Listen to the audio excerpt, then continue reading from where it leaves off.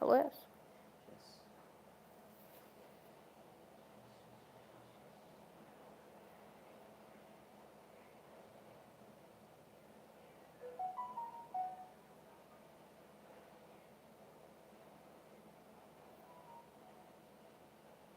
Так, сейчас все твои эти звуки выключу.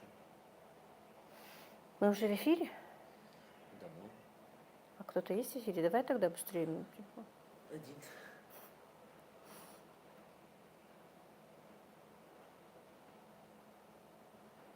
Если что, друзья, добрый вечер. Просто у меня еще технические неполадки у нас идут. Почему-то эфир не показывает.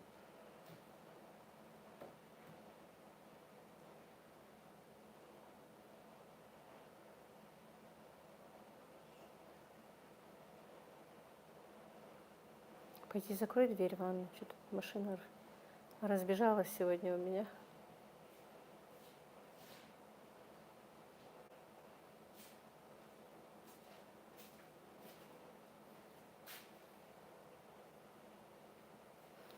Дверь в ванну закрой, пожалуйста. Почему-то на твоем телефоне не показывает.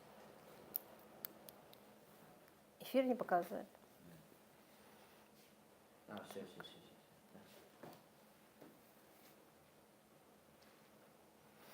Так, я вижу, уже есть. Добрый вечер, друзья. Извините, что...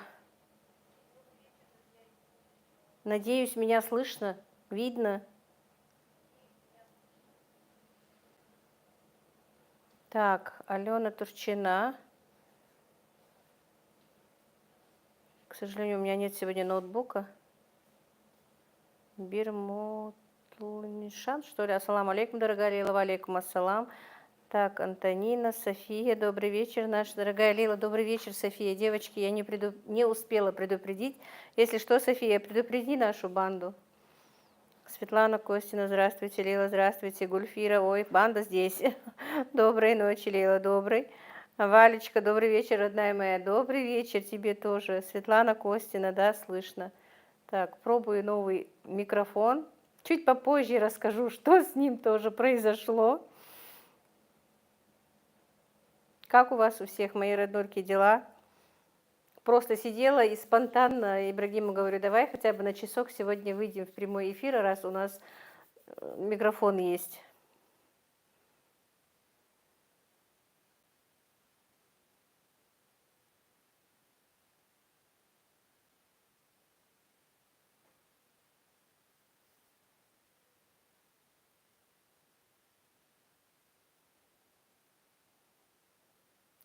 Так, Юлия, как ваша сестра? Светлана Костина, как ваше здоровье? Сестре тоже намного лучше, девочки, но еще не выписали. С завтрашнего дня там у нее назначили еще какие-то обследования. А так она себя лучше чувствует, намного лучше, конечно, чем была. Но еще остаточные явления есть, и походу ее еще надо лечить. У меня практически уже простуда прошла, насморк лучше.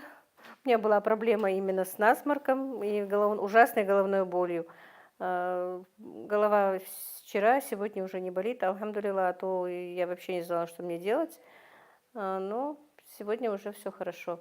Единственное, что еще не вернулось обоняние, хотя и нос вроде бы освободился. Так, как вы себя чувствуете сегодня, я уже ответила. Так, Ингуш Империи, салам из солнечного Магаса. Вам тоже салам, Магас. Так, Роза, у вас красивое имя, наверное. Спасибо. Роза, у вас тоже красивое имя. Так что я очки. Бегом, чтобы спокойно сесть на прямой эфир. Хотела девочек предупредить, что у меня эфир. Убрала посуду, помолилась, чтобы спокойненько, знаете, чтобы не переживать, что мне потом еще что-то надо делать. Так что я свободна. Так, Ната Душингалиева. Как ваши сыновья жениться не собираются? Пока вроде бы нет. Но было бы здорово, если бы хотя бы один женился.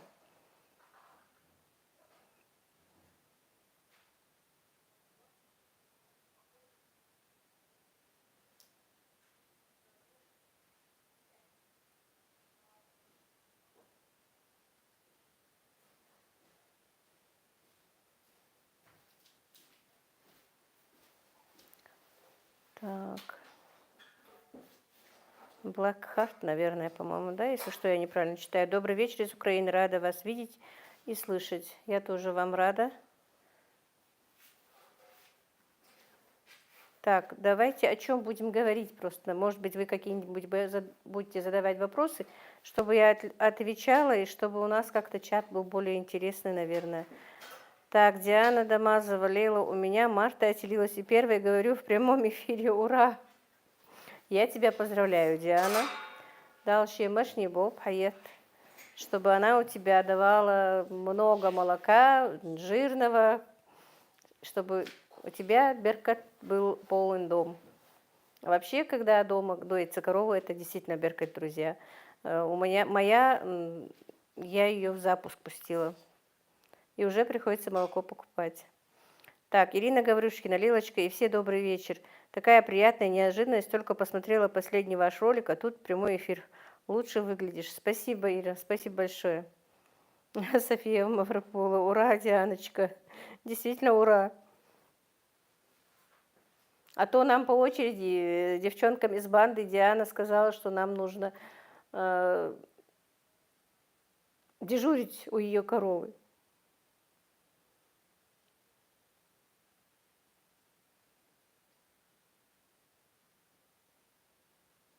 Анна Андреева, добрый вечер. Лейла, привет вам из Дагестана.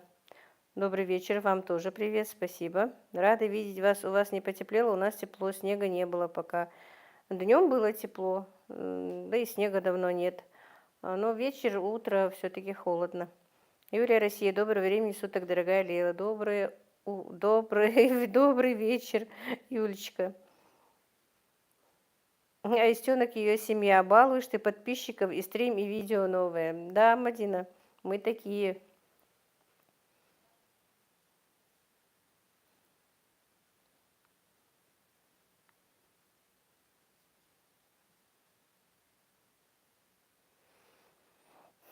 Так, Алиона Ибрахим, да? Расскажи, почему сыновья не женятся? Вы будете сами выбирать им невест, а если они выберут тех девушек, которые вам не понравятся? Да лишь бы они кого-то выбрали, лишь бы они им понравились. Анна Андреева, у вас много больных? У нас очень много, к сожалению. У нас тоже очень много. Прям семьями болеют.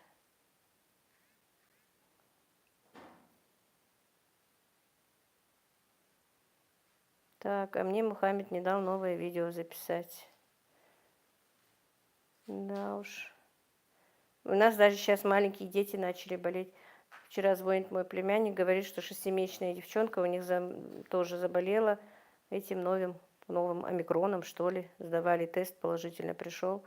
И племянник болен, и жена его больна, и ребеночек болен. Да и много я слышу. Вот мы сидим в группе в WhatsApp, девчонки по разным этим группам. Практически все кашляют, все болеют, причем из болезни в болезнь. Неделька прошла и по кругу. Я не знаю, что это за простуда, что это за болезни, ковид, не ковид, что. Но постоянные вот эти вот кашли, сопли, ангины.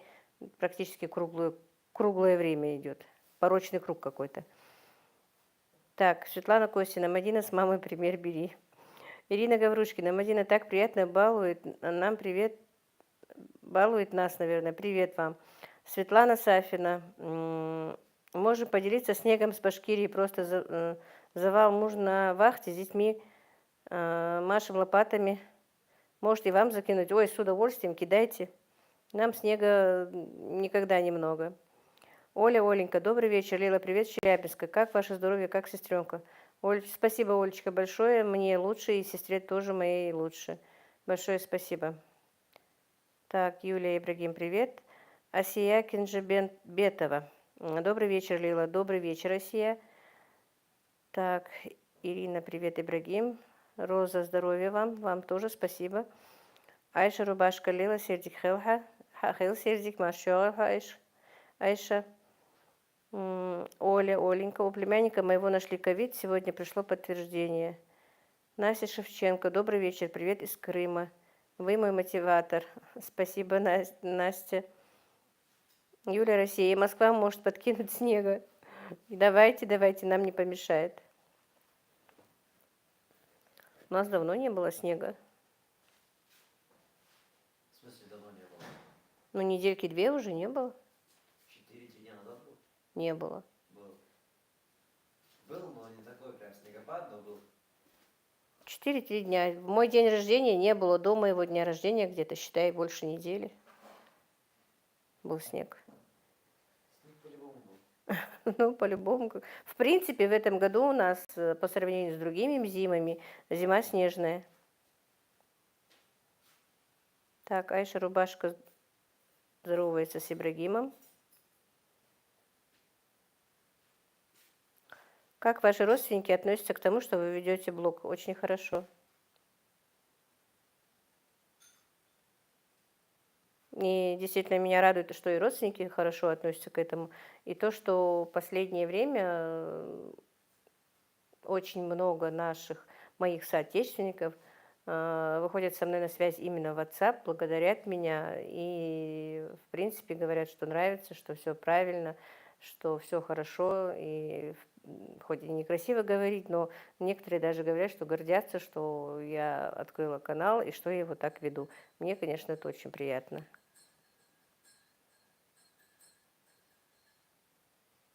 Так, Аиша, у нас много снега в Минске.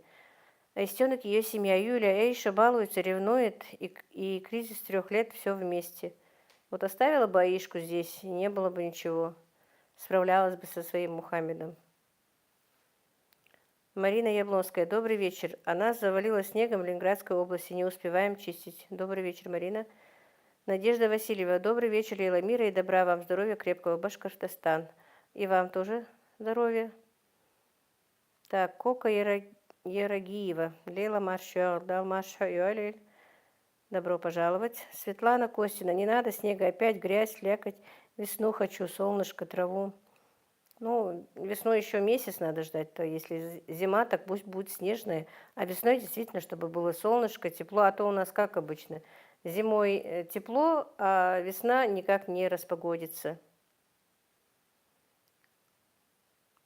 Все было бы хорошо, конечно, вовремя, но это не в наших руках.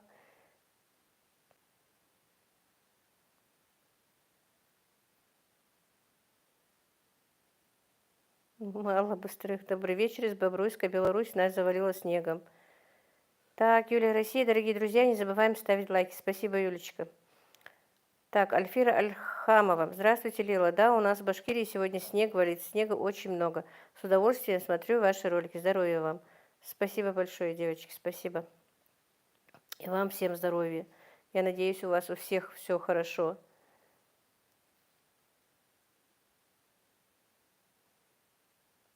Ну да, у нас, в принципе, теплее, чем в центре России, в Белоруссии. Намного теплее, конечно.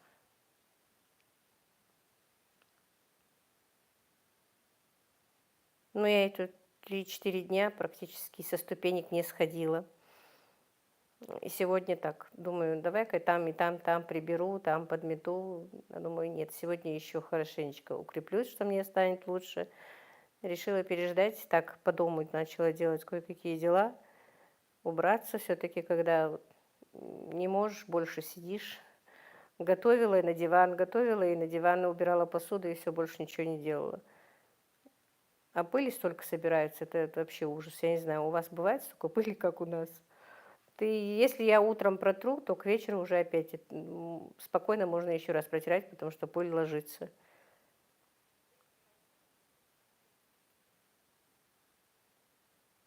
Так, Елена Чердакова, Лейла, здравствуйте. Желаю крепкого здоровья. У нас в Казахстане мороз, а снега не очень много. Привет девочкам вашим и внукам. Спасибо. Вам тоже привет. Так, Елена, как у вас там? Все устаканилось в Казахстане? Так, Аиша Рубашка, жду не дождусь, иншаллах, решить дела и в Ингушетию.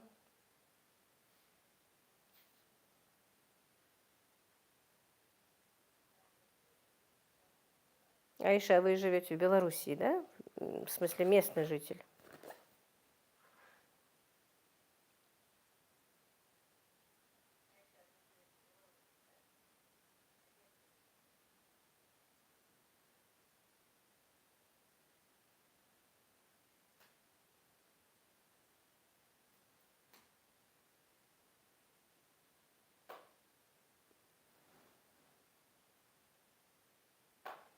Да, из Минска.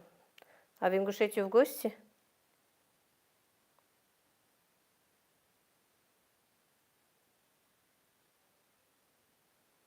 Девчонки, что замолчали? О чем будем говорить?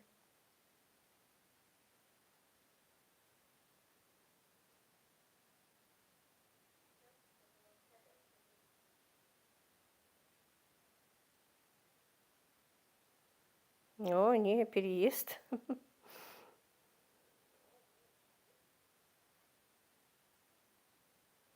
Так, Валентина, у нас в Германии так снег с дождем, по дороге невозможно ехать нормально. Светлана Костина, как у вашей мамы самочувствие? Почему ее на стрим не пригласили? Интересно было бы послушать.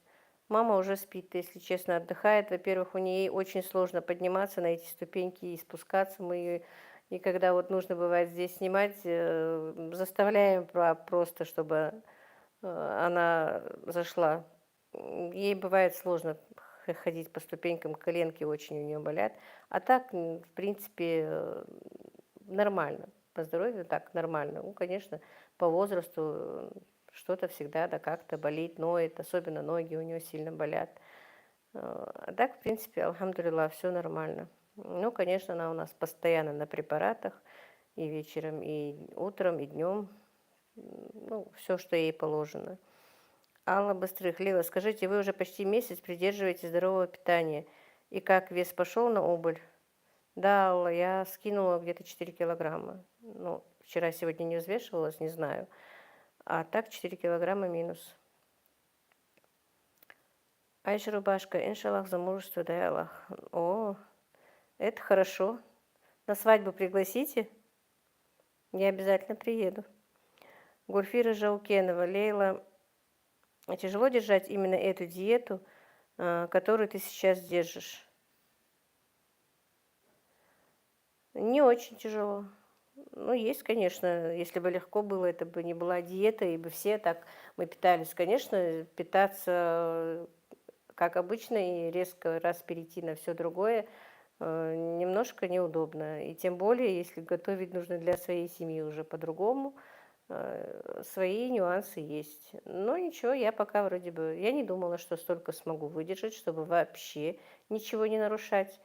Даже вот 2 раза была на свадьбе, была в гостях, тоже ничего недозволенного не поела. Единственное, вот меня заставила в мой день рождения дочка съесть торт. В принципе, этот торт я не хотела даже, но она просто заставила этот кусочек тортика и выпить стакан чая. По-моему, за весь вечер 2 стакана чая я выпила.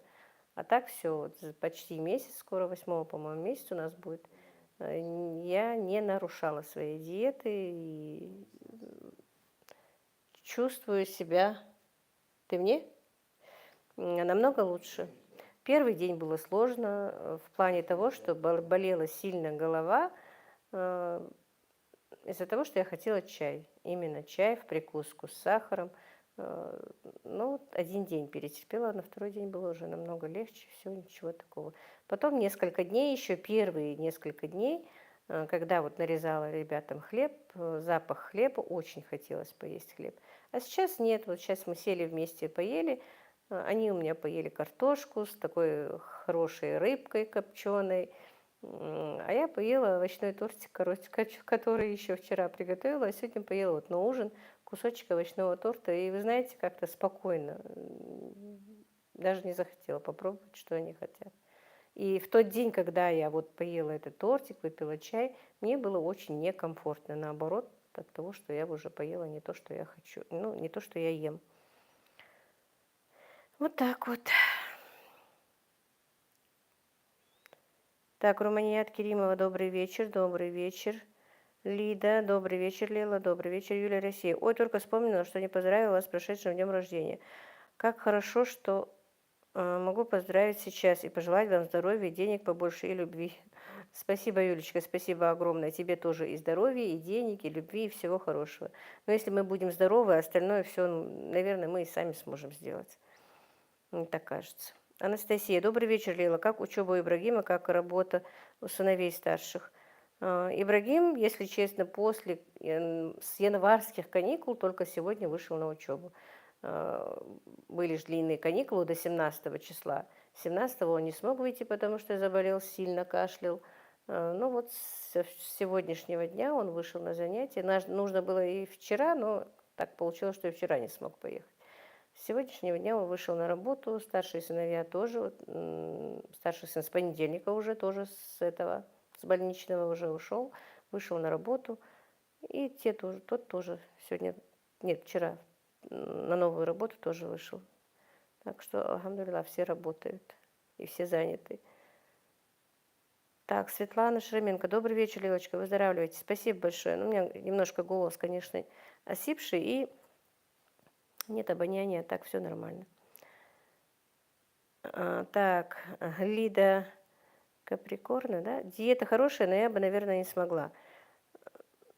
Ну, к этому тоже надо прийти. Действительно, вот я, знаете, какой человек, вот если я буду там долго готовиться, думать об этом, стараться, я этого не сделаю. Мне нужно раз и решиться. То же самое я сделала с хиджабом. Утром уходила на работу без хиджаба, возвращалась вот резко, вот подумала, а я одену его, и одела. То же самое с ютубом. Недолго думая, думаю, я хочу открыть канал, и открыла. То же самое с диетой. Несколько раз посмотрела, что да как, написала ей и сказала, вы возьмете за меня индивидуально, я не хочу участвовать в марафонах. Она пошла навстречу, и все, моментально. Такие какие-то решения у меня приходят вот сразу, чтобы не раздумывая долго. Может быть, потом и жалею, но все равно делаю так. Так и получилось. И поэтому, ну ты, Ибрагимят, можно подумать, ты у нас на диете сидишь. Так, иншаллах, сестренка, как-то... Ага, я ответил, что приглашу. Хорошо. Я, наверное, не запомнила, извини. Так, друзья, Ибрагим пишет. Друзья, когда садитесь на диету, не садите остальных из семьи. Ты бы сказал, что ты сидишь на этой диете, что хоть как-то вас в чем-то ущемили из-за моей диеты. А естенок ее семья, а мне бы твою силу воли. Так, Румыният, Ибрагим, так, все смеются с тебя, юморист ты такой. Жените уж парней, да я бы с удовольствием. Не я же могу их женить, они же сами должны и выбрать, и жениться. Так, Марина Яблонская, Лила, не приступили еще, ой, к посадкам на рассаду? Вы знаете, Марина, я в этом году не собираюсь сажать рассаду, потому что опыт прошлогодний просто пустая морока для меня, потому что у меня тут нет освещения хорошего, на окнах, если даже ставить и то, не хватает освещения, нужна подсветка. Подсветка стоит дорого. За те деньги, что я буду покупать эту подсветку, я куплю рассаду. Поэтому я решила не заморачиваться, и я не успеваю просто, если еще и это меня будет очень выматывать. Я решила этого не делать просто. Лучше я куплю. Сколько там мне надо рассады. И, наверное, в этом году не буду так много сажать рассаду. Ну, именно вот на рассаду что-то. Скорее всего, побольше картошки посажу или там тыквы или чего-то. Потому что здоровье уже не то, девчонки. Не могу постоянно бегать по огородам, да еще и дома. И если женится, будет помощница по дому, то можно подумать по огородах. А так не хочу.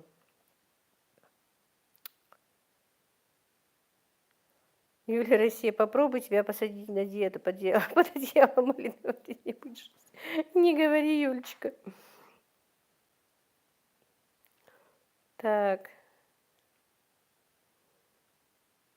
Жанна Ильсаева, Лейла Шалом, рада, что вы вышли в эфир. Добрый вечер. Ой, опять убежала Жанночка. Спасибо. Так, Айша Рубашка. Ибрагим, не спорь со старшими. Если надо будет маму посадить на диету, это однозначно. А не нравится, пускай женится, и свои жены им готовят.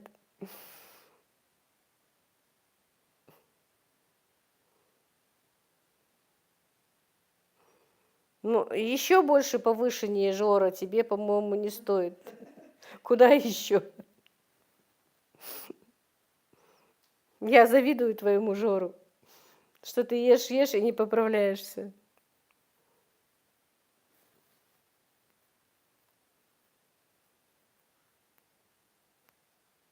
нас вот эти вот двое никак не поправляются. Старший и младший. А все остальные, у нас, наоборот, проблема, что мы полнеем. Марина, Лейла, я вообще поражаюсь вашей трудоспособности. Я бы ноги уже протянула. Приходится. Но сейчас уже сдаю. Сдаю, не могу. Я уже сама с собой так думаю. Вот, несколько лет тому назад запросто бы это сделала, а сейчас нет, и ленюсь иногда, и вставать не хочу, и что-то делать не хочу. Потом через какое-то время думаю, все равно же надо, что же я так сидела, время себе свое потратила, а ничего не сделала. Никто же за меня не сделает. Конечно, было бы здорово, если бы они женились, и даже не в помощь, а сами бы женились и своими семьями зажили, и я бы была просто счастлива. А сама за собой, там, за мамой я бы уже сама справлялась, если пока вот в таком здравии буду. Светлана Шаменко. У меня сестра села на безуглеводную диету, за 4 месяца скинула 13 килограмм. Здорово. Жанна Ильсаева. Лейла, кухню закончили? Нет, Жанночка, нет еще. Но уже процесс пошел, стену замазал. Внизу уже под плитку все подготовлено, плитка куплена. Но опять вчера и сегодня пошел на работу, и уже в кухне ничего не получается у него. Аллах, ассаламу алейкум из Франции. Лейла, вы очень милая женщина на общение. Твои галушки и курочки очень понравились. Мярнан. Валейкум ассалам. Это заказ у меня был как раз после моего дня рождения. Домашних курочек, галушек, ее больной Мярнан. Как твоя, в принципе, свекровь лучше ей? Так, домохозяйка на удаленке из Таганрога. Добрый вечер, дорогая Лейла. Успела на эфир. Добрый вечер, Леночка. Это тоже моя бандитка. Я когда написала на ролике, что поздравления от моей банды, там одна подписчица говорит, ну и назвали вы, что-то такое было. Может, просто все не знают. У меня мы создали группу в WhatsApp из подписчиц, которые захотели быть вместе, общаться. У нас, по-моему, уже 31 или 32 женщины. И мы так, шутя, назвали свою группу бандой, банда Ютуба.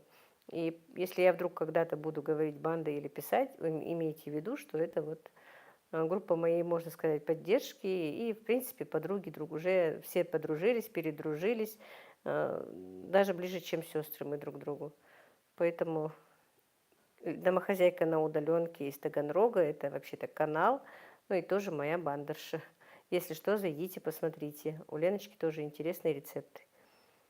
Так, Айша Рубашка. Ибрахим, иншаллах, выйду замуж, и дай Аллах тебя женил. Ну, будем ждать тогда, Айша, как ты приедешь к нам.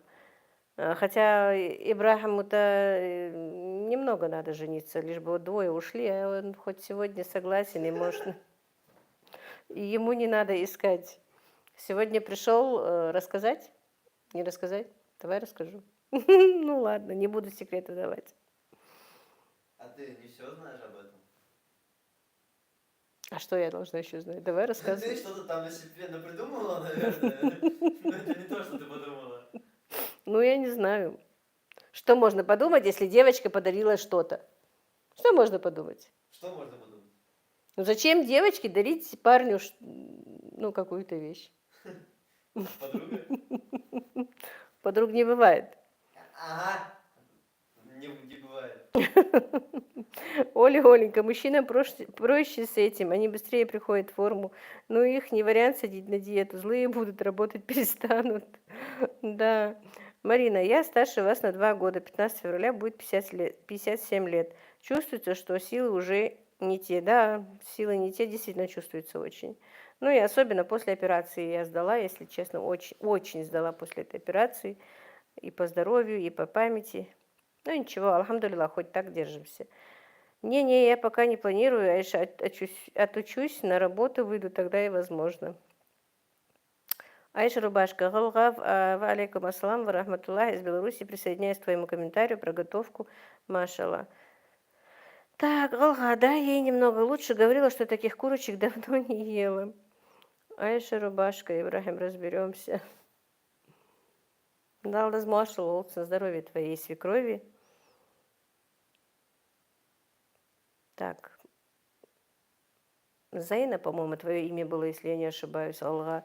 Я могу забыть просто очень много, друзья, буквально на несколько слов заходят, разговаривают или что-то заказывают. Я могу просто им забыть, но, по-моему, Зайна была интересное имя такое у тебя было. Если что, напиши.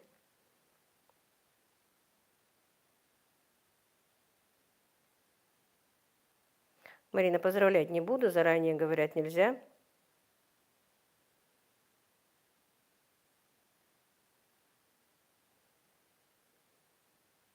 О, у нас 124 человека.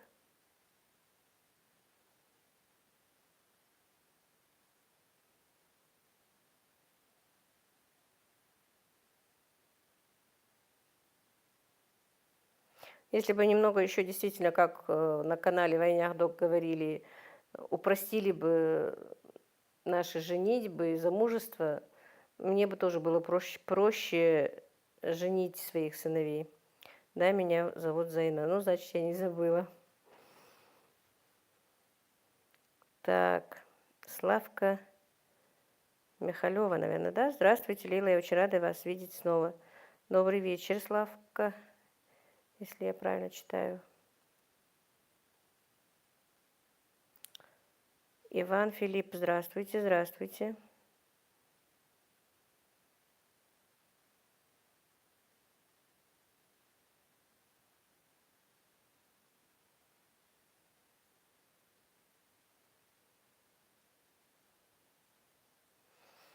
Юлия Россия, а где моська и еще мелкий бандит? О, Юля, этот мелкий бандит уже стал, наверное, если его вытянуть в рост, почти с меня в рост. Где они вообще? То всегда вот тут вот валяются. Так, Лексус, ассаламу алейкум, рахматуллахи баракатуху, Лейла Ханум, как вы? Это Амина. Валейкум ассалам, Амина. Все хорошо, нормально. София Мавропола, банда это сила. Да, да, София, мы сила.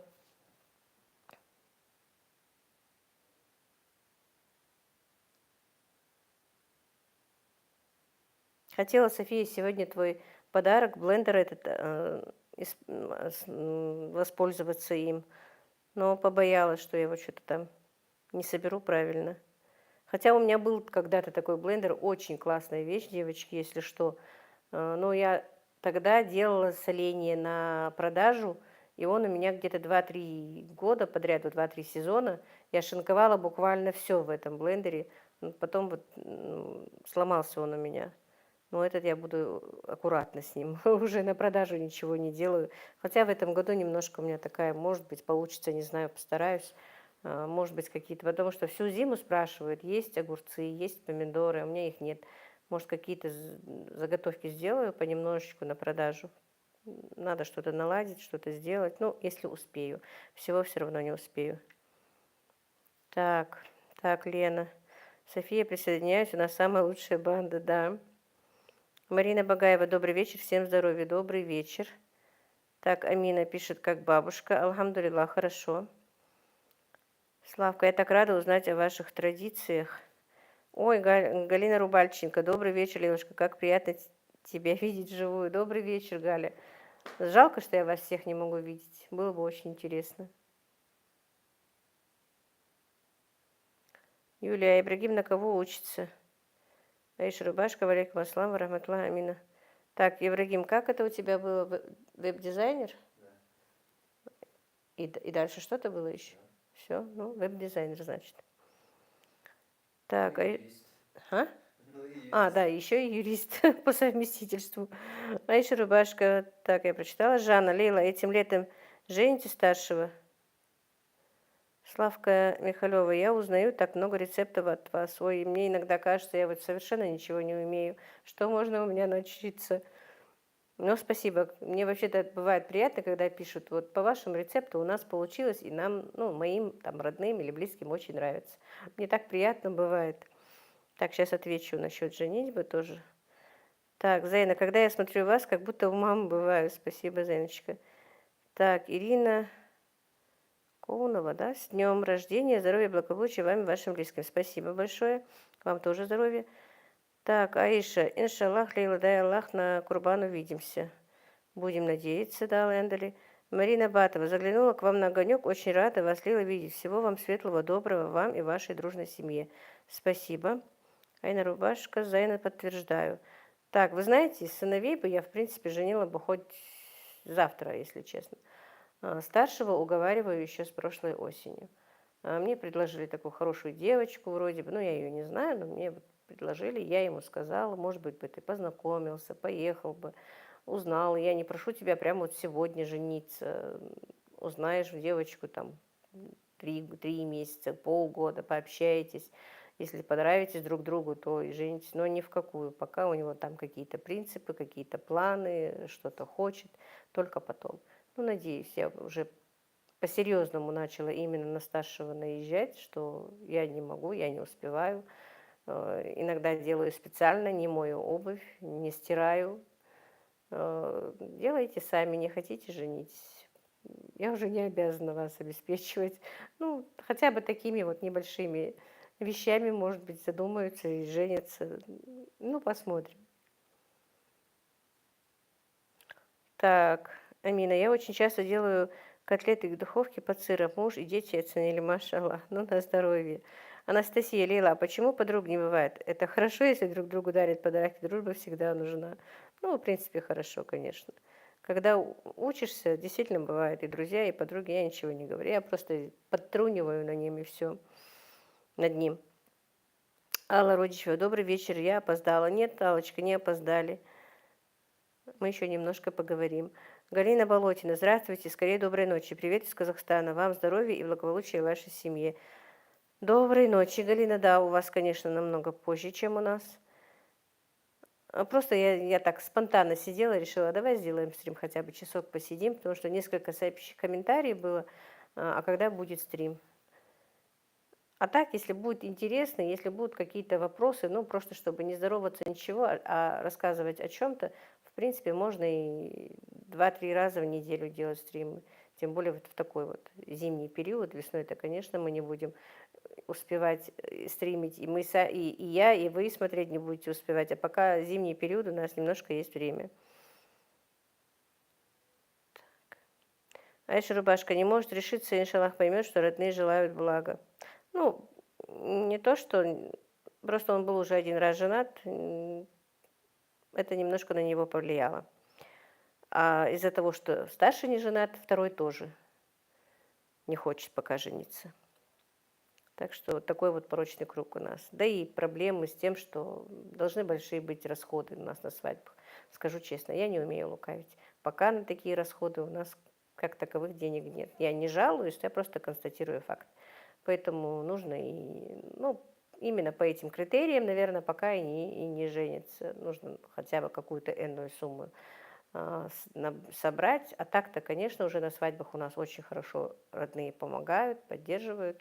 В принципе, в основном иногда даже не бываем в минусе, но тем не менее стартовые деньги нужны. Поэтому ну, немножко подкопят денег и даст Всевышний женится.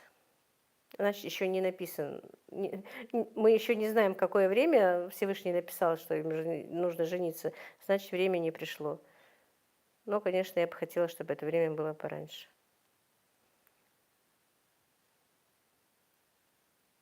Так, Галина Пруцева. Добрый вечер, Лила. Каждый вечер жду встречи с вами. Будьте здоровы. Пускай ребята ваши приезжают в Одессу. Тут очень много красивых девушек и никаких правил по поводу женитьбы. Спасибо, Галина. София, когда кухню Джабраил закончит, начнешь пользоваться. Да-да. Рукоделие от белки стрелки. Лила, добрый вечер, моя хорошая. Рада видеть вас. Спасибо, Белочка, спасибо. Девочки, если что, у Беллы тоже свой канал. Она у нас рукодельница, делает такие красивые разные вещички, и нужные в хозяйстве, и заколочки, и все. Ну, зайдите к ней на канал, если вам не трудно, посмотрите. Рукоделие от белки-стрелки. Айша Рубашка, я тоже в разводе. Так, Славка, по воле Божьей очень скоро все разойдутся по домам, и тогда у вас будет много невесток. Будем надеяться. Аиша Рубашка, неудачно было. Да, бывает и такое, Аиша. У нас тоже неудачно. Так, Зайна, иншаллах, женится. Ну, конечно, если написано, женится. Иншаллах, Аллаху и Андре все будет, да. Так, Зайна, будем надеяться, что ему достанется хорошая девушка. Хотелось бы. Наташа Круглова. Милая, добрая женщина. Здоровья вам и вашей семье. Смотрю каждый влог и стрим. Ставьте лайки. Спасибо, дорогая Наташенька. Спасибо огромное, девочки. И действительно, иногда такие комментарии пишут, что, вот, признаюсь вам честно, и до слез. Некоторые комментарии я делаю скрины и посылаю своим дочкам. Мадина с меня всегда смеется. Мам, ты хвастаешься? Я говорю, конечно, хвастаюсь. Посмотри, какой комментарий мне написали. И действительно, девочки, всем огромное вам спасибо. Я горжусь, что у меня вот такие вот подписчики. И что, в принципе, может быть, я даже, мне кажется, и недостойна таких комментариев, такой оценки от вас. Но это очень многого стоит. Огромное-огромное вам спасибо. И это не лесть, я от души. Я уже думаю, что скоро 5 сыновей женить. Да уж. Елена Прокина, скажите, пожалуйста, сколько вам лет? Мне буквально 26 января исполнилось 55 лет. Так.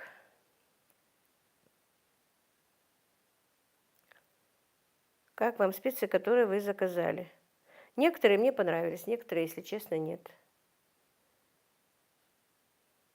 Так, Айша Рубашка. Маша Лазейна, да, дай Аллах. Юлия, а девушка обязательно должна быть ингушкой? Ну, конечно, желательно. Айша Рубашка, а сколько сыновьям? В принципе, немало. Старшему 32, второму 29, Ибрагиму 19. Так, рукоделие от Белки Стрелки. Вы достойны самых теплых и добрых слов, Лейла. Спасибо, Белочка. Джабрил 29. Жабраил 29. Я думал, ему все еще 27. Нет, он уже Мадине, по-моему, 27 в этом году будет. Так что уже повзрослели. Ирке снится Франция. Привет, дорогулька. Только увидела стрим, слушаю и делаю, и дела делаю. Что с голосом? Приболела? Добро пожаловать, Ирина. Да, Иришка, я заболела. Но уже все на улучшение. Проболела 4 дня, по-моему. Первые 2 дня было очень плохо. Хорошо, хоть Мадина приехала, помогала мне. Но вы знаете, хорошо, что она уехала, потому что если бы она еще была здесь, я бы, наверное, сейчас лежала, ничего бы не делала. Все-таки, по-моему, когда болеешь, лучше что-то делать, что бы вы ни говорили. А когда ты лежишь, тебе кажется, что ты болен, и дальше продолжаешь лежать, сам себя жалеть. А так, что делать нечего, все равно и готовить надо, и убирать надо, и что-то надо. Единственное, хорошо, что у меня корова была в запуске, что не надо было ходить на улицу. А так, действительно, наверное, то, что все-таки движение намного лучше, чем лежать. Ну, конечно, если не так очень плохо тебе. Поэтому вот как-то так. Как вы, Ирочка, как вы там? Как сынок? Как дети, которые в Москве? Нормально все уже? Ирина, Лилочка, ты золотой человек, поэтому комментарии хорошие. Спасибо, Иришка. Рукоделие от Белки Стрелки. Спасибо вам огромное за рекомендации. Так, Леночка, Лила, когда вас узнаешь чуть ближе, понимаешь, вы действительно редкой души человек. Спасибо, Леночка. Елена Прокина, спасибо, здоровья вам. Так, Галина Рубальчика, какая ты, такие подписчики. Все комментарии заслужены полностью. Спасибо, Галина, спасибо большое, Галечка ты моя. Галя моя тоже верная подруга девочки. Айша Рубашка, старший, немного младше меня, мне 34 в октябре. Юлия, скажите, а как вы выбирали имена своим детям? Вы знаете, у нас, в принципе, сейчас-то еще нет, а раньше вообще, в мои годы, да и сейчас, обычно называют детей дедушка с бабушкой. И старшую дочку назвала мама, свекровь мама, назвала Танзилу. Второго сына тоже назвала, тоже мама свекровь, но мы его потом переименовали, если честно. Там он заболел, были какие-то неприятности, и сказали, нужно поменять имя. И его имя поменяли. Джабраила назвал двоюродный брат моего мужа. Он был у нас в гостях, когда я поехала за сыном, за Джабраилом. Он меня повез. И тоже, если он, по пути он сказал, если родится сын, можно я его назову. Сказать нельзя же нельзя. Назвал он. А Мадину уже назвала я сама. Вот так вот. А меня? Ой, у нас же еще и ты есть. Тебя, по-моему, отец твой назвал. Я тебя забыла совсем. Ты мой поскребыш.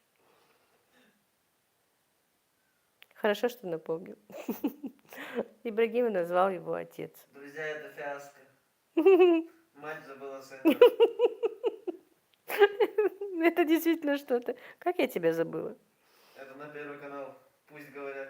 Это уже не на Первом канале, на России. Да, на России. К Малахову. Прекрати.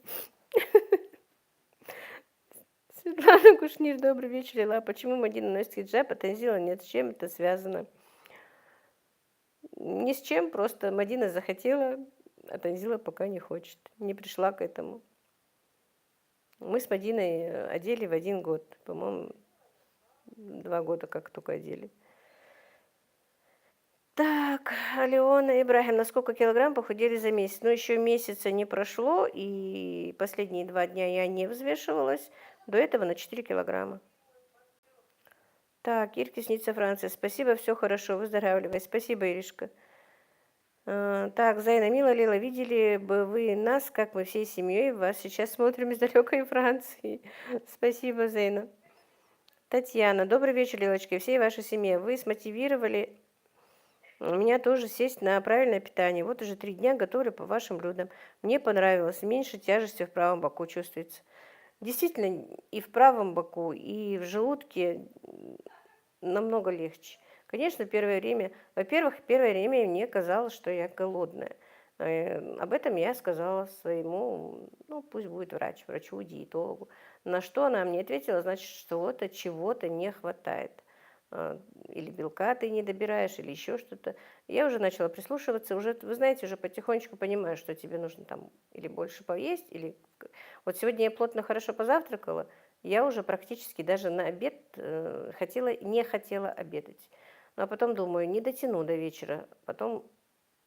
И нехорошо, когда желудок ну, начинает сосать, подсасываться, чувствуется голод. И поэтому все-таки поела. На обед так, опять-таки, не плотно, но поела. А к вечеру на ужин уже поела просто кусок салата овощного, кусочек. И все, больше ничего не хочу. Единственное, конечно, вот весь этот месяц у меня вот то, что вот нельзя запить еду. Вот это мне немножко сложновато. Мне очень, хотя бы водой хочется запить сразу. Но больше глотка она не рекомендует. Если очень, говорит, хочется, ну глоточек, говорит, сделай и все. А так очень хочется запить. Вот единственное, что. И что еще? То, что нельзя между едой никакой даже фрукт поесть. Понимаете, фрукт тоже нужно есть сразу после еды. Но первый месяц она вообще не рекомендует есть никаких фруктов. Но все-таки я ела. Я не так уж строго-строго, прям вот именно в этом соблюдала. Какой-то фрукт ела. Но опять-таки я старалась есть такой фрукт, у которого меньший гликемический индекс, как бы, скажем так, который не такой сладкий. Вот. А так уже привыкаешь, несколько дней и ты привыкаешь. Вот единственное, что вот только не могу пока еще привыкнуть, что нельзя сразу же запить водой. А так между промежутками уже... И вы знаете, я никогда практически не пила воду. Я пила постоянно чай. А теперь когда мы с ней начинали, она говорит, ну хотя бы литр воды ты должна выпить, а больше не усердствуй, и не забивай себя тем, что тебе нужно вот прямо 2-3 литра воды выпить. Литр, но не меньше. И я действительно начала покупать уже бутилированную вот эту воду хорошую нашу. И стала замечать, что никакой там литр, я едва днем пью спокойно. И, в принципе, вот я именно хочу пить. Чай пить нельзя же, а я раньше делала как? Только захотела пить, пошла, выпила чаю. Даже летом в жару, вот захотела пить, я иду, пью чай. Вот только от чая у меня вот, типа, мне казалось, что у меня уходит жажда. А теперь вместо чая я уже пью воду. И намного легче. Я вам скажу точно, действительно. Если даже не все время сидеть на этой диете, но месяц хотя бы вот такой вот разгрузочный примерно можно сделать. И мне кажется, вот сейчас... Скоро же у нас будет месяц Рамадан, мне намного легче будет его держать. А то первые несколько дней головная боль бывает страшная, бывает плохо. И потихонечку даже научиться, что на ночь, именно на ифтар, не наедаться, а есть наоборот, легкую пищу. Вы знаете, просто действительно к этому тоже надо прийти. Я к этому пришла только вот сейчас, как-то вот в понимание, вникание потихонечку. Я не умничаю сейчас, я мало что, в принципе, и сейчас смотрю, но уже по своему организму понимаю, что действительно мы ночными вот этими нашими э, жорами, можно сказать, просто себя и губим. Хотя бы вот ночью, чтобы не есть, надо остановиться, если даже не другое. Так, Катерина Орлова. Здоровья вам и вашим близким. Спасибо. Алла Родичева. Лейла, как ваша диета? Держите? Да, строго причем. Ну, строго как, в рамках дозволенного. Вот очень хотела, я же уже повторюсь, хотела поесть, вот заболела, и мне так захотелось коржиков, даже не чая, а вот именно коржика. Вот с детства такого с запахом коржика. Ну, думаю, Ибрагим говорит, мама, давай я пойду куплю. Я говорю, не знаю. Ну, я говорю, ну, давай сходи. А потом думаю, нет, все равно я говорю, и запах не почувствую, и мне его нельзя. А потом вспомнила, что у меня есть вот именно в рецептах, которые она мне рекомендовала, есть выпечки, там есть, и вот я сделала шарлотку, там есть еще какое-то ореховое печенье и какие-то кексы. Вот 3 рецепта сладких, если очень захотеть, то она разрешает. А, Шарлотку съела вчера, вы знаете, так хорошо было, комфортно так. Обрадовалась, что поела. И все. Так, Лейла, тоже юмористка. Так, Татьяна. Скорейшего вам выздоровления. Смотрю вас с Приднестровья и все ролики стараюсь не пропускать. Спасибо большое, Танечка. Оля, Оленька, поскребыш, Лейла, да. Ирида Гаврюшкина, Лейла, вы с Ибрагимом сегодня уморили. Не говорите. Так.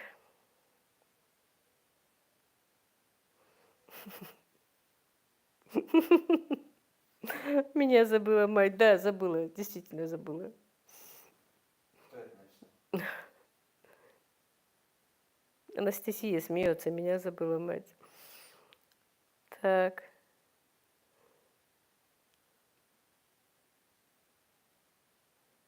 Так, Августина, добрый вечер, тетя Лила, как ваши дела, как здоровье? Ой, я рада, Августина, ты что-то ко мне реже заходишь, чем раньше. Обычно всегда твои комментарии читала.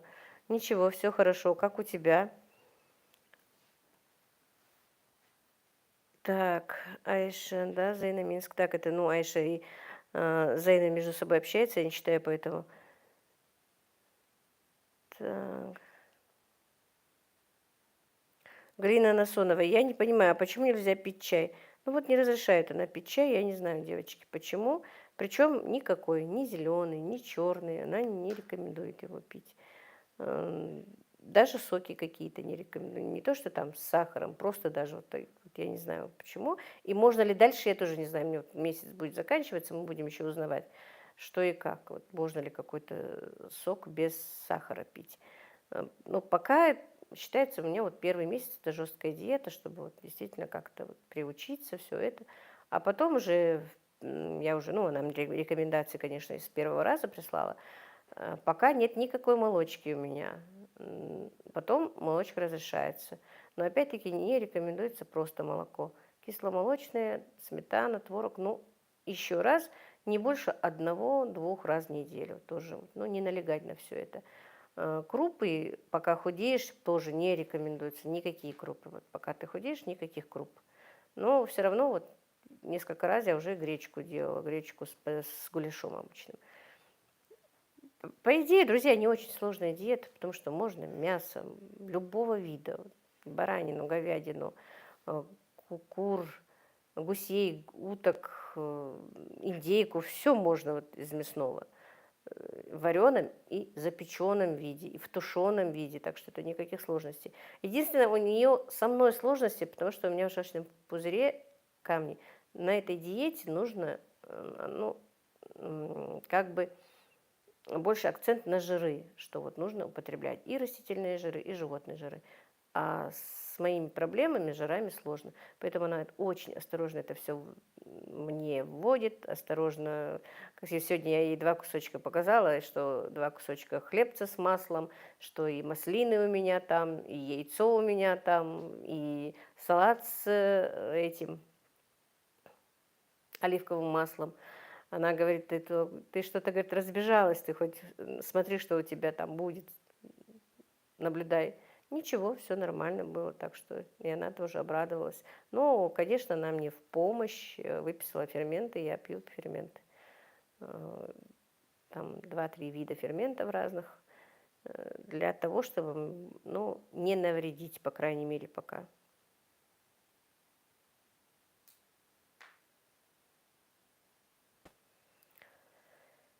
Так.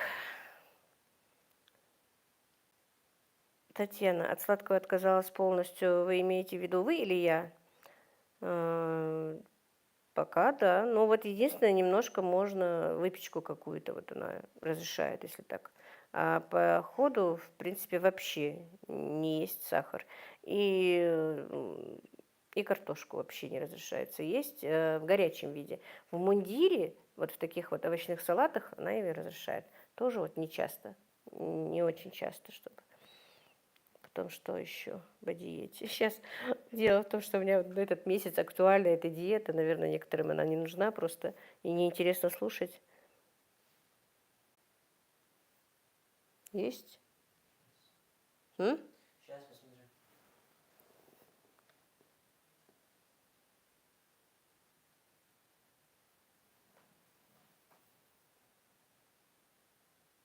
Ага, все, по-моему. Есть? Так, друзья, извините, у нас что-то пропала связь. Анастасия Снегирила, я вами восхищаюсь. Готовить и все делать для 3 парней – это трудно. Я бы не смогла так, вы большая молодец. Не для 3, у меня 4 парней, считайте, и мама еще. У нас 100 человек сразу вышло. Серьезно? Да. Ну, как быстро. Не 199 есть, 154 было. 110 написано. Как быстро убежали, да? Ну, долго зависали, ничего страшного. Так, вернуться. Лидия, Сердик Хелхали, добрый вечер всему чату. Да, Сердик Хелхалида. Добрый вечер. Алла Родичева, связи нет. Так, связи нет. Диляра Эбуева. Привет из Крыма. С удовольствием вас смотрю, несмотря на то, что сама хозяйка кафе очень многому у вас научилась. Зять и внучки ингушки. Спасибо за то, что знакомите с обычаями, традициями, с традициями. Спасибо, Диляра. Ольга Волненко, так. Юля Россия, так. Диляра Эбуева. Приглашаю в гости в Крым. Спасибо, Диляра. Так, Марина Багаева, так. Оленька, бывает, ничего страшного, все в порядке. Так. Так, Лила, как ваша сестра? Сестре намного лучше, друзья. Будем надеяться, что скоро выпишут.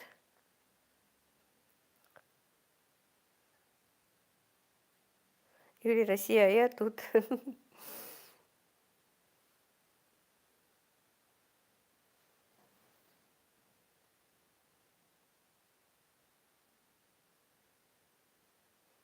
Зайна пишет, Ибрашка, раз девушка подарила подарок, значит, на тебя имеет планы, берегись. Что? Раз девушка, говорит, подарила подарок, значит, на тебя имеет планы, берегись. Лидия, Лейла, ты похудела на вид, много сбросила? Лидочка, ну, 2 дня тому назад было -4. А так 8 теперь взвешусь, посмотрю. Нальжан Кануникова, да, по-моему? Лейла, дорогая, привет вам из Израиля. Я тоже многому у вас учусь. Вы такая женственная и прекрасный человек. Выздоравливайте поскорее. Спасибо, Нальжан. Так, Марина Багаева, Лейла, сколько воды пьете? Ну, я так не меряю, сколько пью, потому что она мне сказала, литр пить точно, а остальное уже по своему усмотрению. Но 2 литра я пью запросто, потому что просто я с этих 5-литровых этих бачочков замечаю, что мне его хватает на 2 дня минимум. А так максимум, вернее, на 2 дня. Поэтому считайте, что 2 литра, 2,5 литра в день я выпиваю.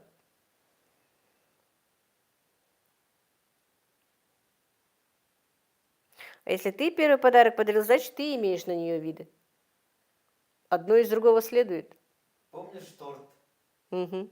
Ну, Ну, ну вот, ну так. Торт же тоже для чего-то подарен. на день рождения. Ну так. А почему ты не всем девочкам даришь торт на день рождения? У меня не все, у меня денег не хватит на всех девушек. Ну, значит, ты ей предпочтение сделал. Да не мучайтесь ради бога, нам все равно, по идее. У тебя их подружек, пока ты женишься, столько будет.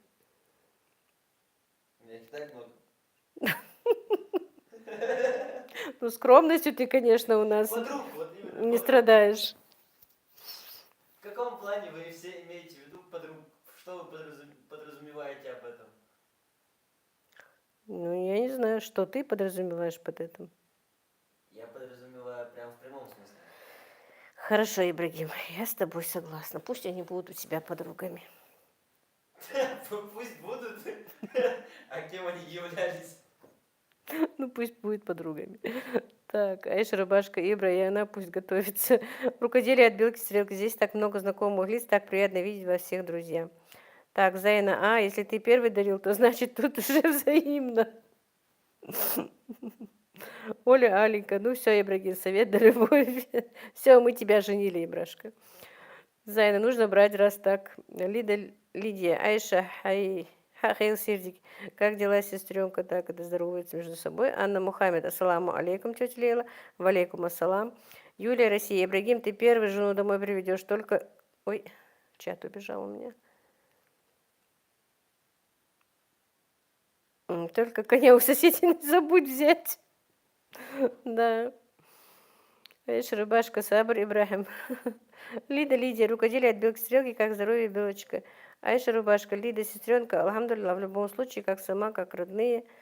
Так, Зайна пишет, Ибрашки, мою девушку из Франции с французским гражданством тебе пришлем. Давай, Зайна, давай. А Может, можно меня во Францию? может, он, да, вот он очень у нас хочет куда-то уехать. Так что забирайте во Францию.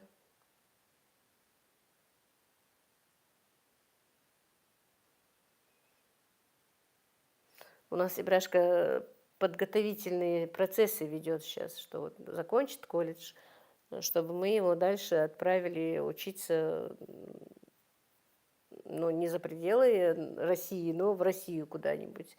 Хотя бы в Москву хочет. Не хотя бы, а в Москву хочет вообще-то. Но не знаем. Мы ему так поставили условия, которые он все-таки не соблюдает.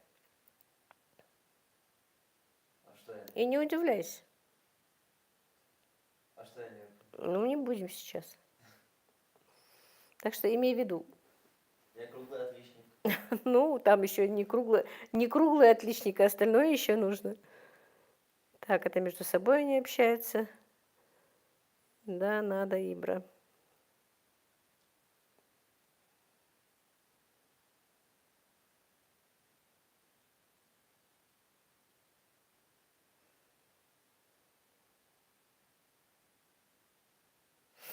Изучай французский, Ибрашка, здесь лучше, чем в Москве. Я лучше английский. Ну, во Франции нужно будет французский знать. А я не буду во Франции, я пошутил. А. Пусть там кто-нибудь с Америки напишет. Лида, не надо Ибрагима за кордон дома, нужно, в Москву еще можно.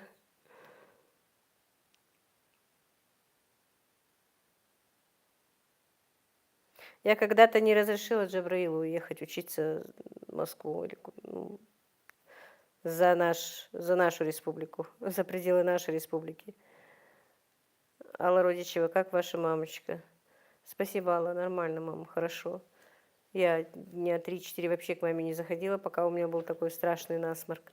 Но вчера и сегодня уже сама захожу, сама ее кормлю. Ну, не кормлю, а заношу еду, потому что сюда она не может просто заходить. Так, Наталья Полякова, Ибрагим, только не за границу. Лида, да, Маша, Лотфин, Белла, Амин, Возмдял, Амин. Здоровье Белочки, у нас Белочка тоже заболела.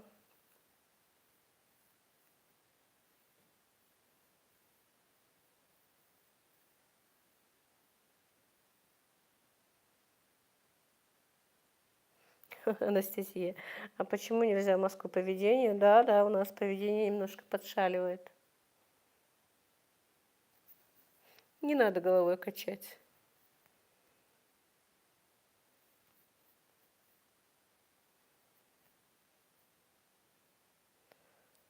Так, рукоделие от белки стрелки. Лила, и вам спасибо огромное. Спасибо, Белочка, спасибо.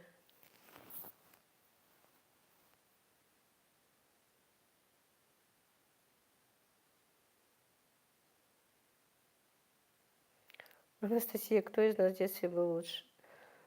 Ну, не знаю, тут уже детство давно прошло.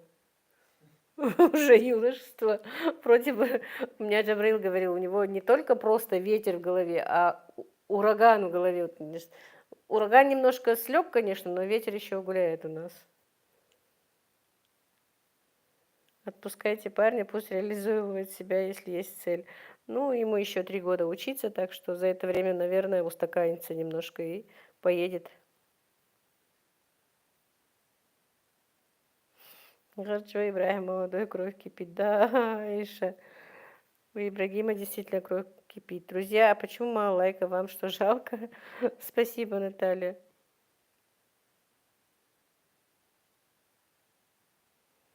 Нет, Ибрашка послушный, он еще молодой.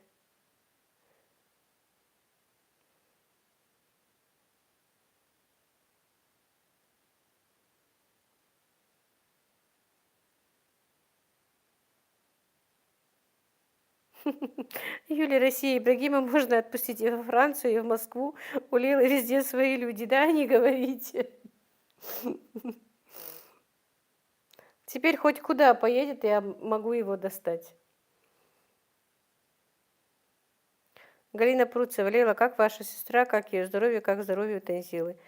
Ну, сестре получше, и Танзиле получше. Танзила, правда, постоянно сдает анализы через каждые 10 дней. У нее там много проблем, конечно. Но ничего, держится пока. Анастасия, да, Ибрагим такой парень, что везде сам справится. Лидия лайк сразу поставила. Ибрагим, если честно, ну, некрасиво, может быть, маме об этом говорить, но и был, и сейчас, в принципе, очень умный мальчик. Но действительно, этот ветер, который в голове, не дает ему нормально жить. Вот когда он устаканится, этот ветер, я не знаю. Терпение учиться у него просто. Ну, не то, что терпение, он так вот буквально полчасика посидит, и все, и отличные оценки и в школе, и сейчас. Но вот эти полчасика посидеть ему и то не бывает времени. Игра у нас, в телефоне игра, с пацанами погулять.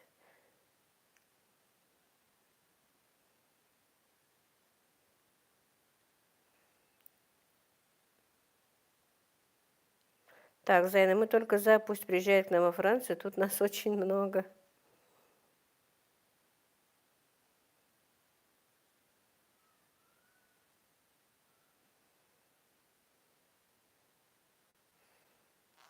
Не знаю, девочки, я бы, наверное, не смогла так поехать и вдали от родины жить.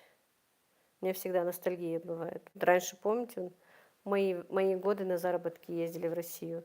Так эти полгода для меня было что-то. Мне вот в моем понимании было, что вот я все больше не могу, там не смогу маму свою больше увидеть, что у меня все тут, все умрут, что я только на похороны приеду.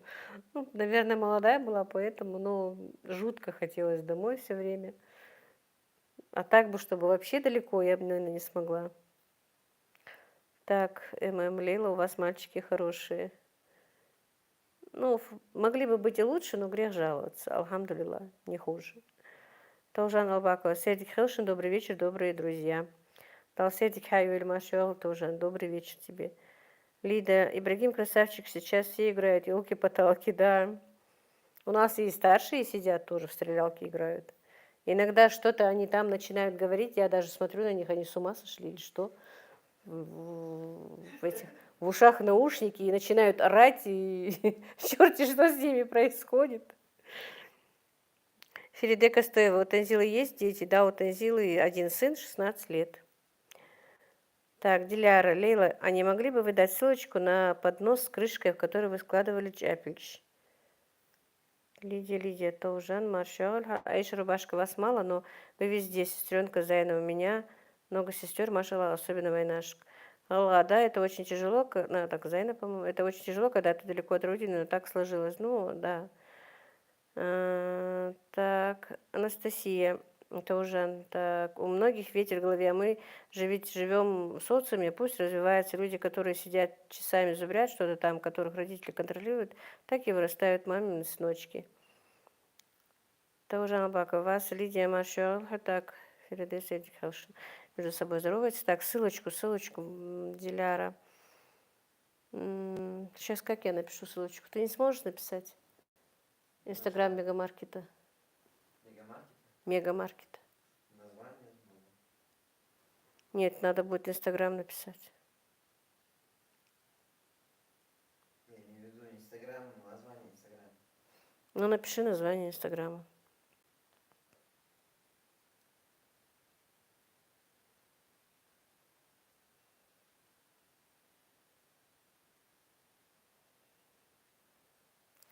Так, Диляра, сейчас Ибрагим напишет название, может быть, в Инстаграм зайдете, и там свяжетесь с ними в магазин.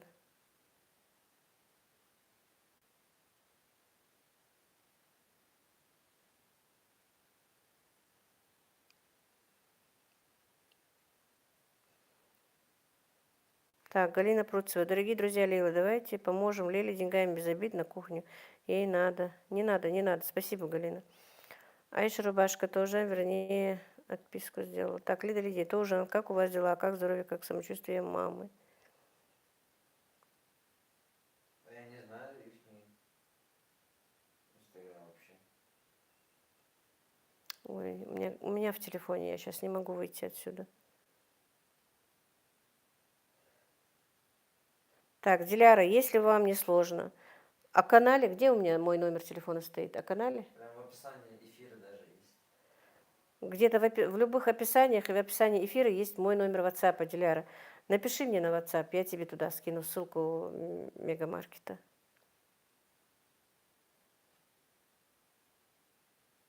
Так, Оленька, я в Москве работала в ресторане 3 года, уезжала из Челябинска, но приехала обратно. Тут семья, мама, брат, сестра. Не смогла там без них, да и мама заболела тяжело. Да. Так, добрый вечер всем, Ирина Крапка. Так, еще попала немножко к вам на разговор, много пропустила.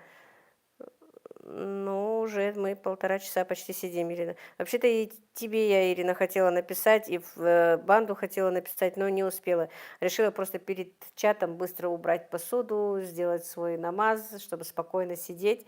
Поэтому, извините, девчонки, действительно хотела всех предупредить, чтобы... Потому что уведомления приходят позже, я знаю. Так, это Таужан и Лидия вместе с собой общаются. Лидия, Лила, как самочувствие мамы? Саламаш, ты передай. Да, Саламаша, холтфена мама, ничего, алхамдулилла, хорошо.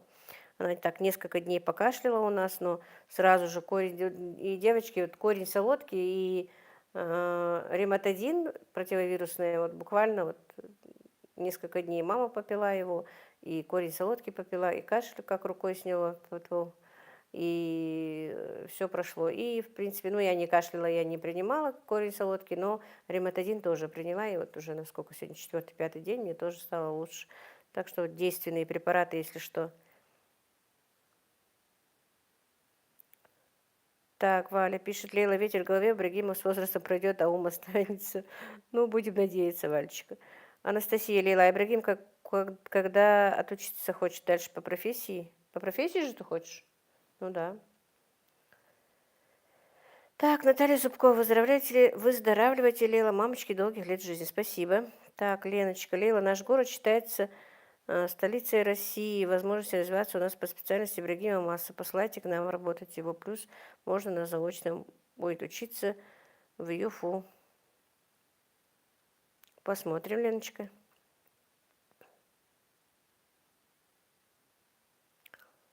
И присмотрим за Ибрагимом. Если будет присмотр, Лена, однозначно тогда Ибрагим ваш.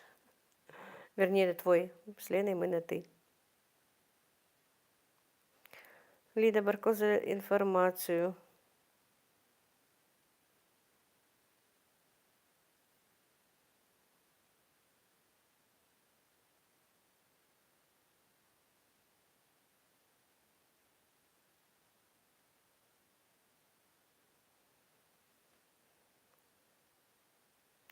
Ингушетия, Асия, салам всем.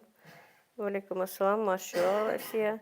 Мариам, Буйстик, Хелшин, Лейла дал эту бакер, хадал могж Лойл Шуан, Сочах, Лерен Нахаджа, видеошка, привет вам из Чечни. Диаряс Хлоха Мариам.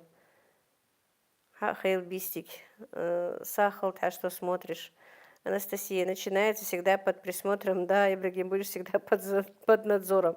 Ну, Ибрагиму действительно, хоть куда он поедет, у меня же везде уже будут друзья, так что мы его настигнем. Ну, к этому времени, я сейчас шучу, в принципе, он парень неплохой, но небольшой ветерочек есть. Ну, со временем, пока еще 3 года отучится. Мы надеемся, что у него будет все хорошо. И можно будет его отправлять. Лишь бы он выучился и нашел себе работу. Анастасия, Лейла, а девушки местные каким-то рукоделием увлекаются? Конечно. Конечно. Да. Сейчас вообще я смотрю, многие девчонки, вот молодые, и шить учатся, и вязать учатся, и у нас еще какие-то вот народные творчества открыли. Еще у нас вот в селе девчонка, просто я не смогла туда поехать, у них была какая-то выставка, м, то ли из парафина, то ли из чего-то, вот такие красивые вещи делает, можно будет как-то показать, поехать к ней.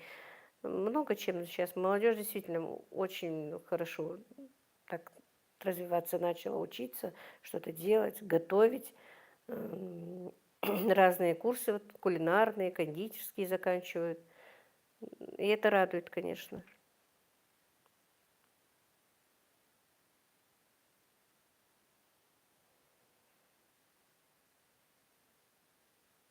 Так, между собой все перездоровались. Сейчас еще все более, как бы сказать, популярнее становится гончарское дело. Гончарская. М. Так, Таужан Албакова, Ибрагим за всеми будет присматривать за всеми вами. Да, наверное, Таужан. Это ты где-то же был, да? Что это было? Где? Уроки гончарского? Ты куда ты ходил? Да. Уроки давали, да? Уроки, это была Ну, выставка. мастер-класс, наверное, да? Наверное. Мастер-класс гончарского дела.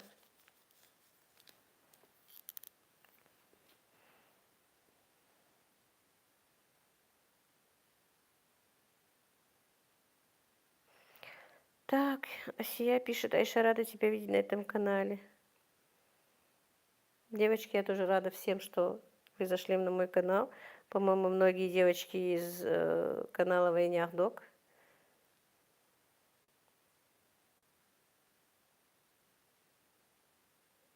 Хороший канал тоже, друзья, если что. Ибрагим, нельзя будет ссылочку оставить, да, пока? Вообще-то я поставила сообщество их сегодня, планирую делать какую-нибудь рекламу на канале. Хотя на канале я никого не рекламирую, но этот канал хочу прорекламировать. Мне нравятся темы, которые развиваются на этом канале, как ведет себя, как ведет канал Муса и актуальные темы.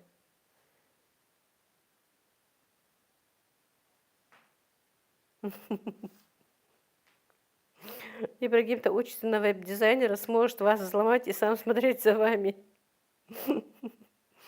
Лидия, да, Лила, многие оттуда. Ну, я уже по никам вижу, что оттуда много. Диария слышала. Всем спасибо, Сахалчин, что зашли. Да, Войнях Док молодец. Действительно хороший канал. У меня просто вышел рекомендуемый, я потом смотрю, что в комментариях мои подписчицы. И я начала уже смотреть, и когда приходит уведомление, стараюсь не пропускать эфир, но иногда уведомление приходит поздно. Так, Айша Рубашка, Лейла, у меня вопрос. Какой любимый цвет у тебя? Зеленый. Так, Анастасия Ибрагим, а чему ты уже научился? Научился? Так-то. Он же мой администратор, модератор, как там тебя еще назвать? Админ. Ну, это было до Что? учебы. Ну и до было, и сейчас. А на учебе Пока-то у них просто эти образовательные больше предметы.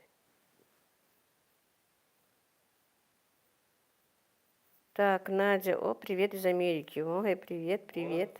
Вот кого кого не хватало. Не, у нас уже Америка была. Галя с Майами. Сюда заходила? Да. Вот в Америку я приеду. Тогда мы тебя к Гале С отправим. удовольствием. Тогда мы тебя к Гале отправим. Так, Галя, если не вышла из эфира, то встречай Ибрагима. Вот куда с удовольствием поедет. Так. Марьям, Айша, рубашка, мерзмашёль. Ну так, все. Айша, рубашка, Марьям, я еще не полностью знаю ингушский, чеченский, иншалла, учу. Ой, Айша, ингушский сложный язык. И что ингушский, что чеченский. Его выучить. Молодец.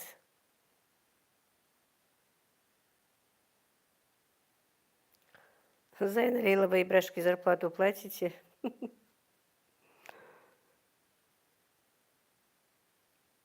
Елена Тимошенко, Ибрагиму уже и зарплату платить надо, если администратор назначен.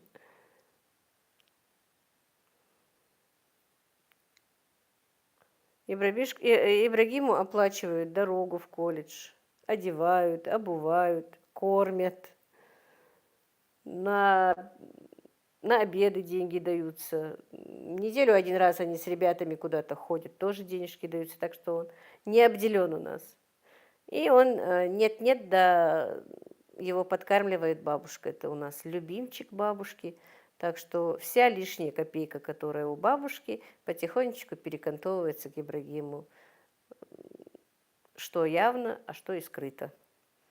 Сколько бы бабушку не ругала я, чтобы она не давала лишних денег, но Ибрагим всегда бывает как маленький мальчик с какими-то сладостями, с какими-то чипсами, с водичкой. Он у нас пожизненно маленький ребенок. Пока бабушка жива, тем более. Действительно, мама просто души в нем не чает.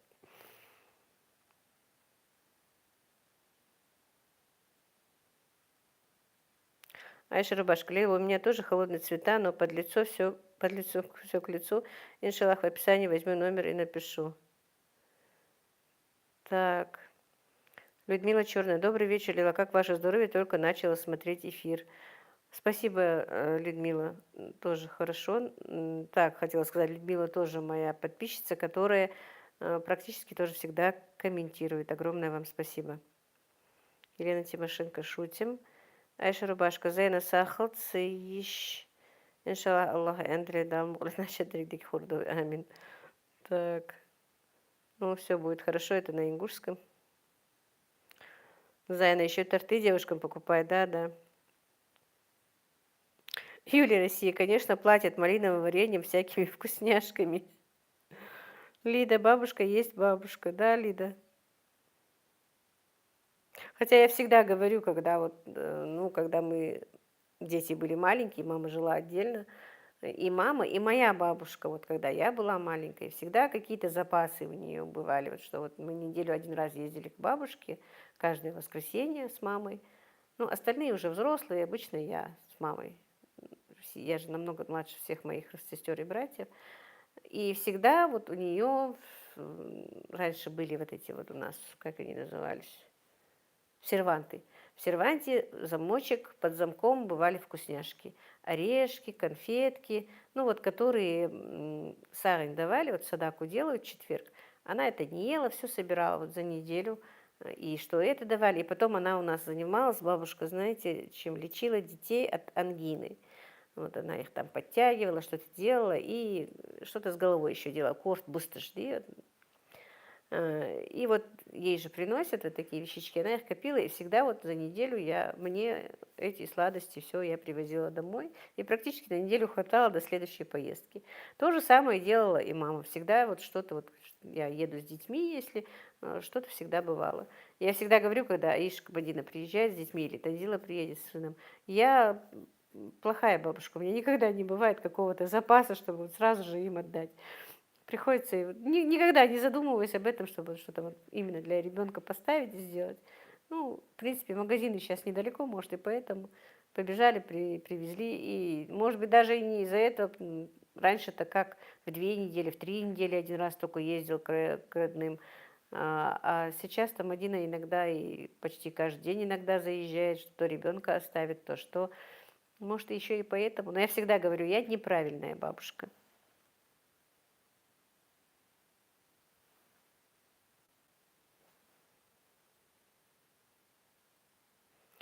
Бабушки всегда младшеньких любят, да. Но это вообще такой слишком излюбленный младшенький. Дело в том, что я же больная его родила, и практически на бабушке и на Танзиле, э, а он и остался. Они его и кормили, и пеленали, и укладывали практически. Поэтому у них очень такая большая связь. Первые 2 года я практически за ним не ухаживала.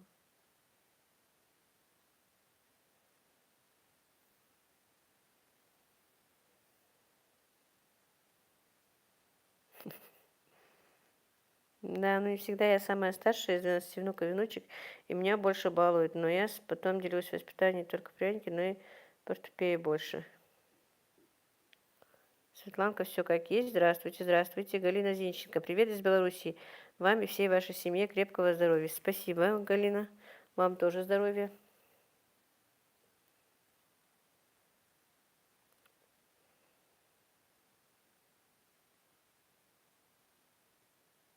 Вот именно. Юлия, ты права. Ой, извини, что на ты. Лейла, у вас это не получится сделать. Ибрагим быстрее доберется, чем внукам достанется. У меня как-то была припрятана коробка конфет. Я как-то ее, то ли гости у меня были, что, хотела достать ее. Коробка пустая совершенно. Так что с Ибрагимом ничего не спрячешь, это точно. Валентина, Лила, так быстро не отправляй Ибрагима в Америку, а то как ты прямой эфир сама будешь вести. Ну, Ибрагиму еще до Америки далеко, а до этого времени я, наверное, не буду вести эфир, эфир и YouTube. Лида, раньше был дефицит товара, зато деньги были. Сейчас дефицит денег, а товара полным-полно. Вот именно. Иногда смотришь, все есть, а купить этого не можешь. И думаешь, наоборот, действительно было лучше, когда этого товара не было. Или когда выбор товара был меньше. Ты знаешь, вот пошел и купил.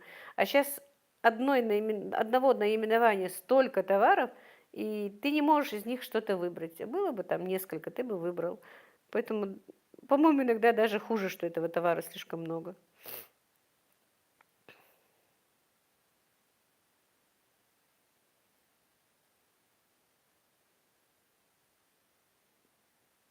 Сейчас вообще деньги обесценились.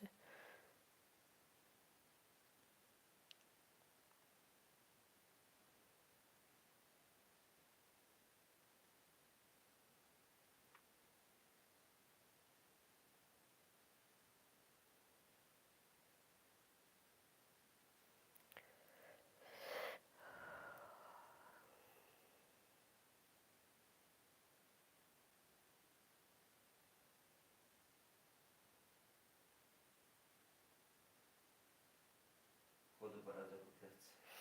Походу, да.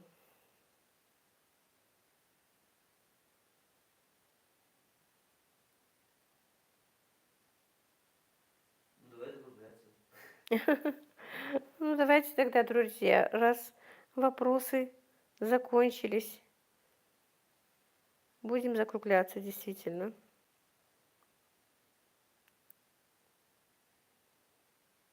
В гостях у Хадижи бюстик Хелгали Ладух и Ахал Хадишка.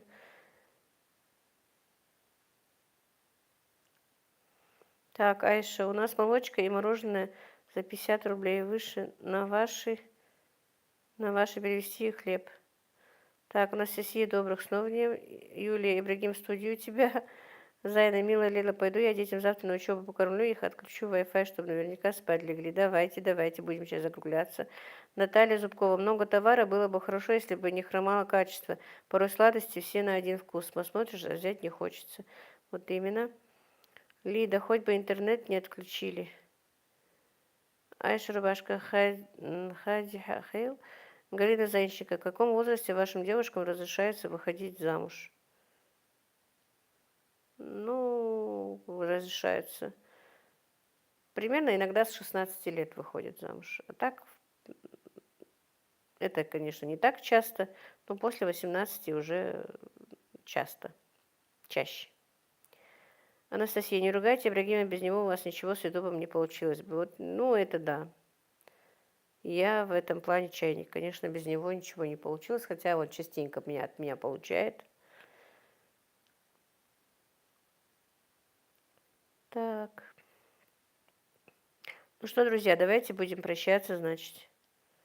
И знаете, чтобы вот напишите, может быть, под роликом или под этим эфиром. э, Делать часто эфир, часто как через 2 дня, через день, через 3 дня. И какие-то темы, чтобы нам было интересно. Что бы хотели от меня услышать или общее что-то поговорить, чтобы не просто так, а чтобы было интересно. И стоит ли это делать? Так, Анастасия, из-за чего?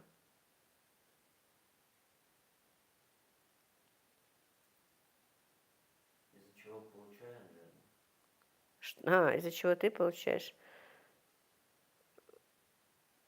Ну, не всегда делает, как я хочу, но именно по Ютубу. Блэкхарт, спасибо вам за эфир, спасибо. Наталья Зубкова, было бы очень хорошо. Оленька, Лилочка, спокойной ночи, всем сладких снов. Спокойной ночи. Так, друзья, если вы хотите, чтобы был эфир, ну, наверное, в сообществе я поставлю вопросы, да, Ибрашка? Да. И заходите в мое сообщество и пишите, о чем бы мы поговорили, чтобы у меня вот какой-то был план, о чем мы будем разговаривать и развивать какие-то темы. 1000 лайков и Ибрагим в студии. Ты что-то высокого мнения о себе. Там, я думал, 2000 сказать. Да ты что? У меня акция Ты сегодня. посмотри на тебя. В гостях уходи же, у тебя замечательные дети, Лейла Бустик, Ярл Хейл. Всем спокойной ночи. Спасибо, Хадишка. Лида, делай, Лейла, да, подумать над темами разными.